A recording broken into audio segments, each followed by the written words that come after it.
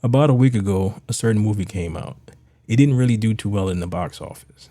The reason why was discussed on many a YouTube channel and various news articles. A certain narrative started to take place, and that was also discussed by many YouTube channels and many more newspaper articles. And this happened. Oh, no, no, no, no. Let's talk about it.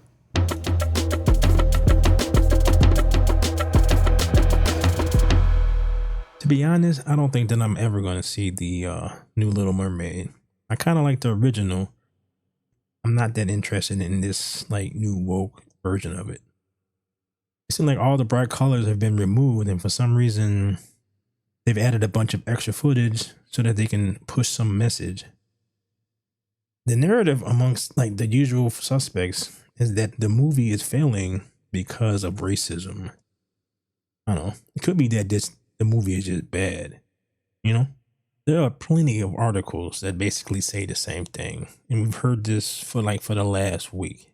You know, Little Mermaid is doing great in America, but overseas it's not doing that great because everybody's racist. So the Variety says that there's an unusual flux of negative scores. People Magazine review bombed. Deadline problem.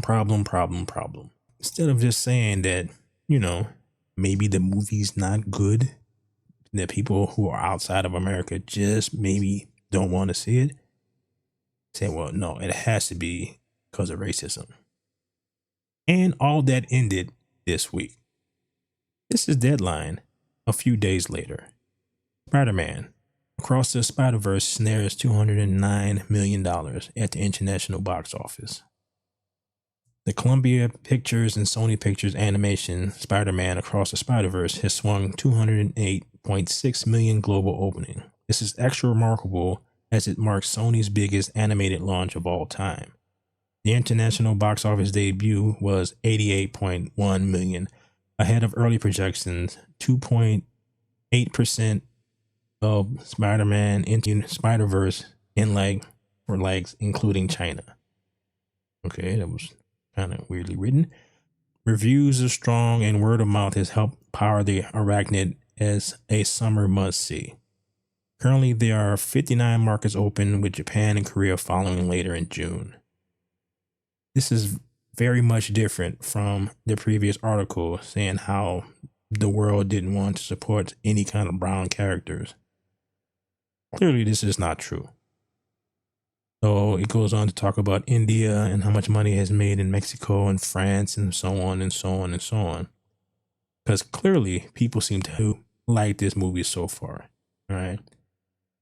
Then it goes into about how it's like the best opening. And then Spider-Verse 2 makes IMDb history with record-breaking score. How on Rotten Tomatoes, the audience score and the critic score are both in the 90s. So that just pushes their previous narrative about how the world won't support these types of movies out of the window, Spider-Verse probably has some elements to it that I probably wouldn't like. But I actually like the Miles character. I think this type of character works better when he's a child. That's probably why I'm not the biggest adult Spider-Man fan. Miles has flaws, he has family issues, and he learns from them, unlike most newly created characters from Marvel nowadays. They actually treat him like a fleshed out character. I know there are people who probably wouldn't agree with me, but for the most part, a lot of people do. From someone who hasn't seen either movie, the thing that interests me the most is the manner to which both Disney and Sony has chosen to market it, to get me to see it. Disney has chosen to go with the more, woke elements of it, the characters' color, the diversity of the cast, but nothing about the story. Nothing to make me want to come and see this movie. Sony, on the other hand, has decided to go with the visuals, the bright colors, the character design, things that will get your more normal person to come out and see this film. Not really bring up what color he is, because that's not really that important. The important thing is the story, and that should be the only thing that matters when you go watch a movie.